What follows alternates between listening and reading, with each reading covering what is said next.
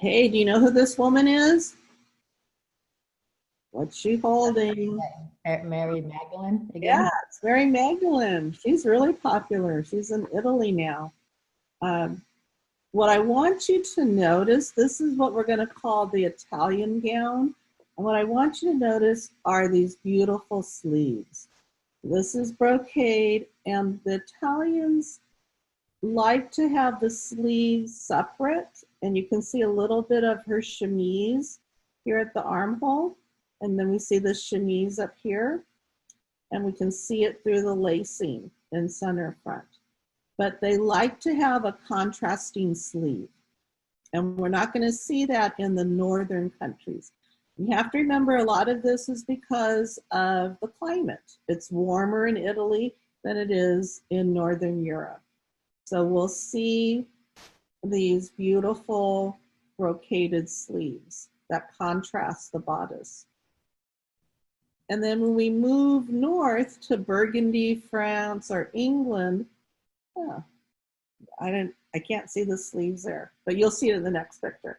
The sleeves are contained or sewn in. But also notice her hair is completely covered. Whereas our Italian woman, we see her hair and she has eyebrows. We start having this really strange fashion happening in the Renaissance where women shave their foreheads and they'll shave off their eyebrows. All right, here on the left are Italian women, contrasting sleeve. We see the chemise. So the sleeve, this one's a lot like the doublet sleeve on the men. And then here's the Northern European, England, Germany, France, Burgundy. And the sleeve is sewn into the bodice and it matches the rest of the gown. So we're So gonna, yes? the Italian sleeves are separate. How do they attach?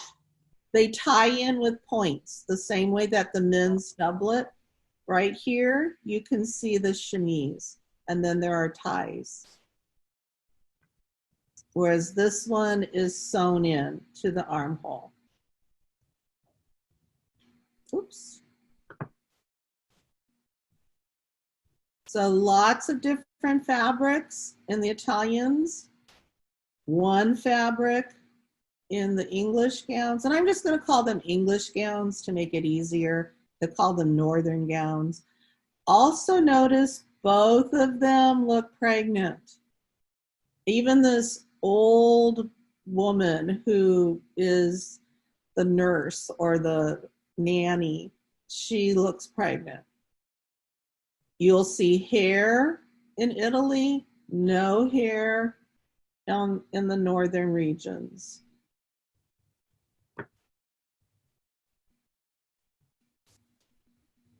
Is she Italian or northern?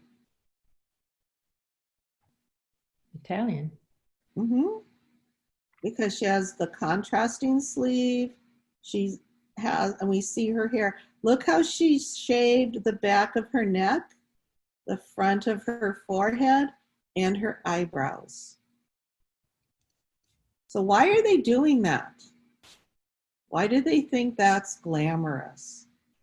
Well, they had an interesting, this was an interesting look because they felt at this time that the bigger forehead you had, the smarter you must be because your brain was really big.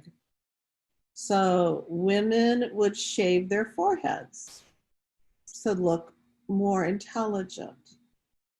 And then taking off your eyebrows just made that whole frontal area look larger.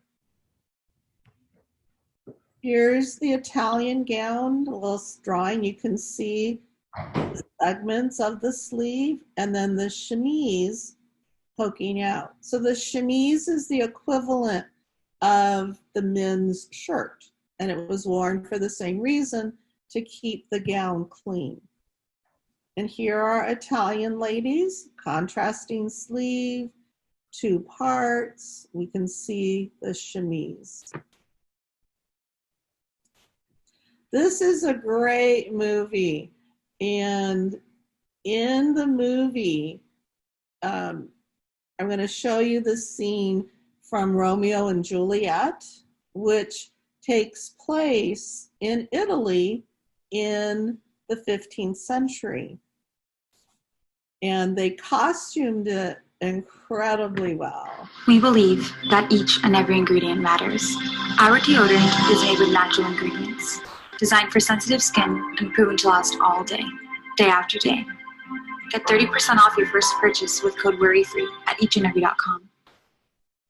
It's not my fault. Master Shakespeare could do it yesterday. Give me a speech. Do me a line. Parting is such sweet sorrow. Another little problem. What do we do now? The show must, go on. Juliet does not come on for 20 pages. It will be all right. How will it? I don't know. It's a mystery. Let us take a look. Let them begin. I will frown as I pass by. Let them take it as they list. Nay, as they dare. I will fight with some of them, which is disgrace to them if they bear it. You bite your thumb at us, sir. I do bite my thumb, sir. Can you bite your thumb at us, sir? Excuse me. No, sir. Can we talk? I will not bite my thumb at you. We have no Juliet. But I bite No my Juliet? thumb, sir. Juliet! It'll be all right, madam. What happened to Sam? Who are you? No, sir. But if you do, sir, I am. Do you know it? I serve a good as man as you. Every word.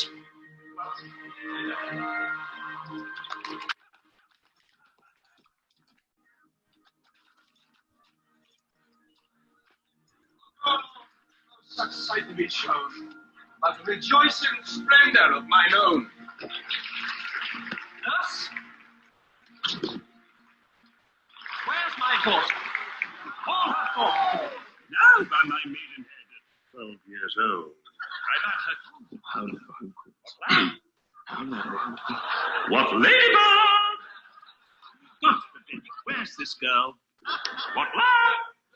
What ladybird? What Juliet?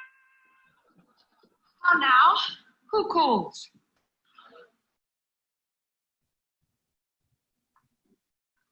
We'll all be put in the clink. See you in jail. Your mother? Your mother? Madam, I am here. What is your will? This is the matter. Nurse, give leave a while. We must talk in secret. Nurse, come back again. I have remembered me, and thou'st hear our counsel. Thou knowest my daughter's of a pretty age.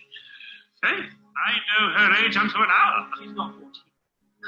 I let 14 of my teen. Let my teen be spoken I know.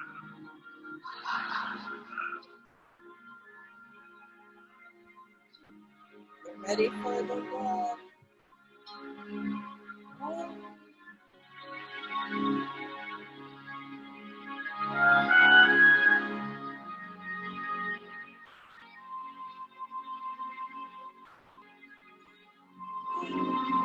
There it is. Okay. Are you a little confused? All right. Shakespeare in Love. Shakespeare lived in the 1500s. So 100 years after Romeo and Juliet is set. So he wrote the play in the 1500s, but he wrote it about the 1400s. And so in the play, they costumed it as they would in the 1400s. So it's so romantic. It all takes place in the 1500s, so you'll have to watch it if you like. It's pretty cool. I just love that scene because her gown is Italian, and you can see how it's laced into the body of the gown. The sleeve is separate. All right, so we have the English gown, and here's what it looks like. The sleeve is sewn in, it's slim, and it matches. We still have the abdominal pad, a girdle. It does have this fur collar, a deep V, and then there's a plastron filled in for modesty. So here we have the fur collar, slim fitted, matching sleeves sewn in, a black triangle to fill in the V for modesty, and no hair, no hair. Women wore houppelans like the men. They're girdled a little bit higher. Here's beautiful houppelans. Everyone has a houppeland on except for the person in the center holding the book.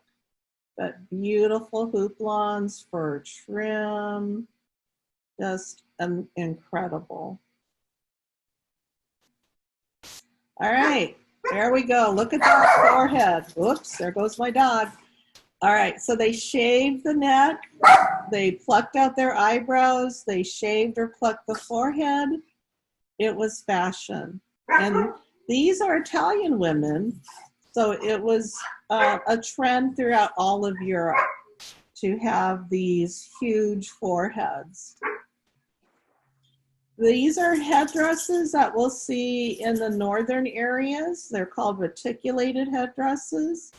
They have enormous cauls and then wiring that goes like horns from side to side, very horizontal, and then veils draped on them.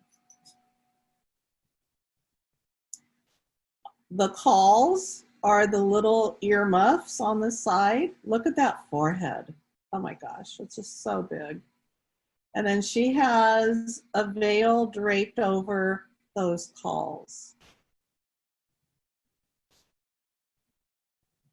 There's the cauls, and this is English because the sleeves match. It has the fur V, it has the plastron.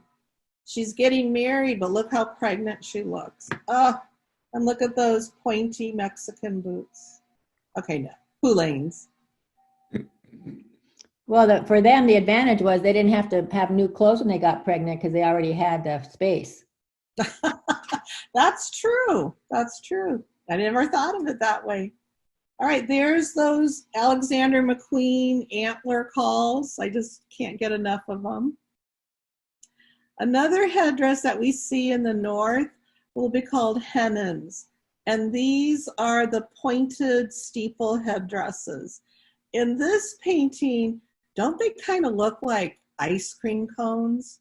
You know, but just the way they have that crisscross pattern. So we have a steeple. This one's a cut-off hennon. There's a cut-off hennon that's called truncated. And then we have this hennon and these two hennons that have an extra wiring and a veil on them. Oh, and look at her in the middle. These they call butterfly hennons. I kind of think they look more like a praying mantis. What do you think? All right, so here's a hennon that's cut off. It's truncated.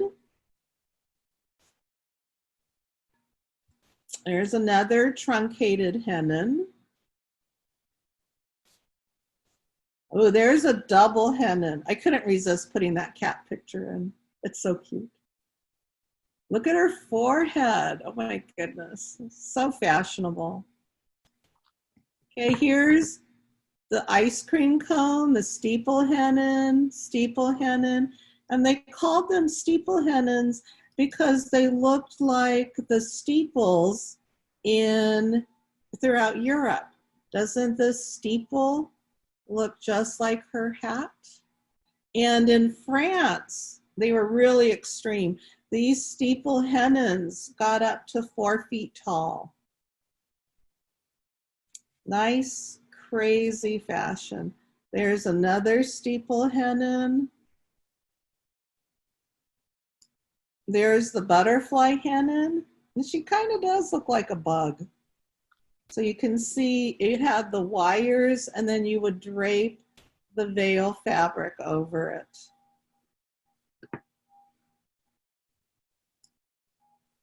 There's cauls.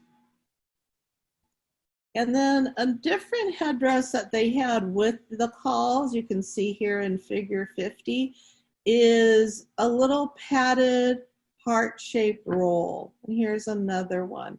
And this is, they called a borele. You can see it up here. It's just a variation. So in the northern countries, your hair is all covered up. Calls, the padded roll or borele, and she's wearing, kind of looks like an English gown. It's really pretty. Nice long train. Here's some illustrations of the borele.